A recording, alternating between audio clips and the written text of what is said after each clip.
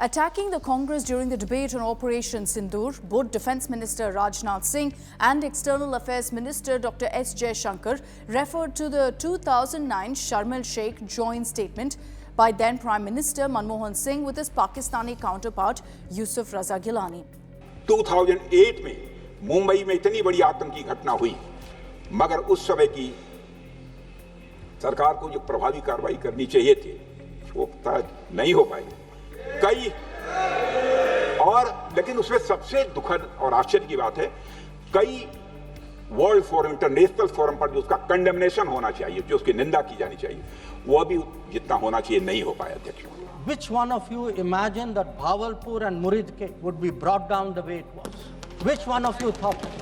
When did you even think of it during your tenure? Did it even cross your mind? In fact, on the contrary, you ruled it out after 26/11. Long considered one of the most contentious chapters in India's post-26/11 diplomacy, the 2009 summit is back in the spotlight.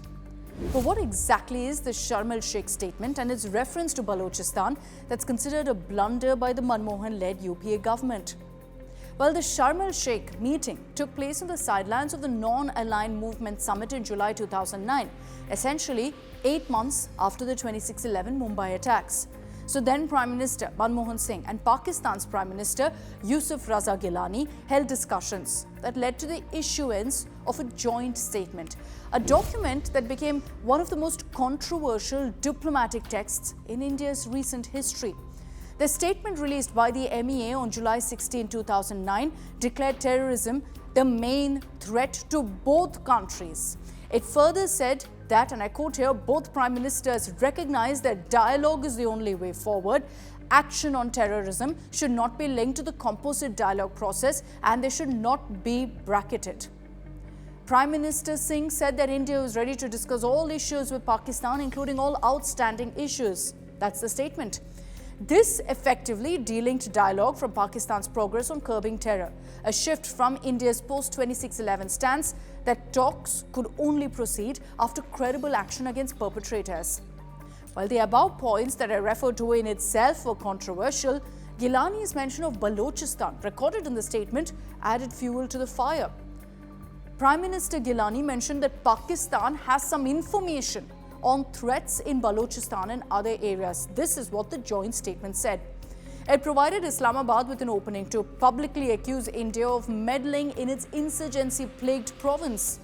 Not just Balochistan, the inclusion of other areas in this joint statement gave room to Pakistan to spread its false narrative on India backing insurgents elsewhere too. And hence, no one was surprised when the first thing Pakistan Prime Minister Gilani did on his return to Islamabad from Sharm El-Sheikh in Egypt was to accuse India of interference in Balochistan, a claim India denied, but one that added to the political backlash.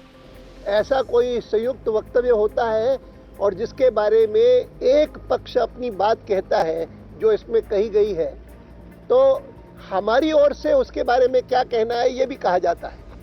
आज तक कभी बलूचिस्तान का जिक्र भी नहीं हुआ किसी वक्तव्य में, पहली बार हुआ और इस ढंग से हुआ कि जैसे मानो कि हम उस मामले में गड़बड़ कराने वाले हैं।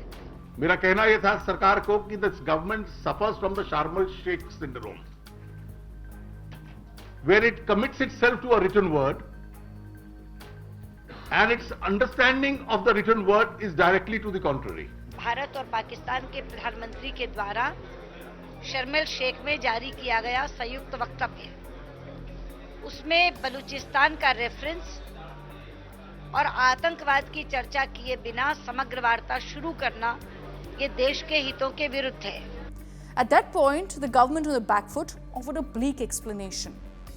So what exactly is the Balochistan issue? Why does Pakistan blame India for it? So the conflict in Balochistan is one of the most serious strifes that Pakistan has seen. It dates back to the early 1970s when a national movement arose in Balochistan, fighting for an independent Baloch state.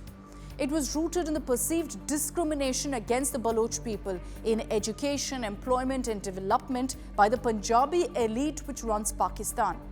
This is the largest and yet least populated province. It's rich in natural resources such as natural gas, coal, gold and copper, but remains highly impoverished. 70% of its population is classified as poor.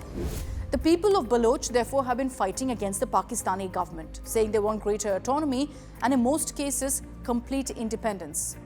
India, of course, has always maintained that it has no role in the rebellion in Balochistan, which is led by nationalistic Baloch people. They are poor despite Islamabad using resources from their land. While explaining the joint statement that had happened in 2009, Manmohan Singh claimed that India was doing nothing in Balochistan, that India's conduct was an open book and that he was not afraid of discussing anything. Sharm El-Sheikh therefore became shorthand for cardinal diplomatic error, and over 1.5 decades later, it's still haunting the Congress. If you like the video, do like, comment, share and subscribe.